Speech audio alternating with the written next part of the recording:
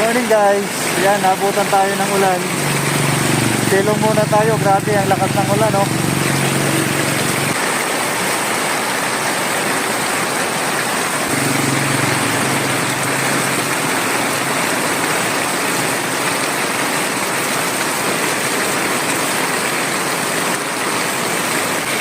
So yun guys, no, biglang lumakas yung ulan.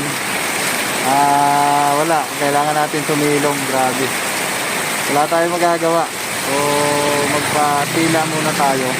Although may dala naman tayong raincoat, kaya lang masikip yung area ko para makapagsuot ng raincoat yan, no?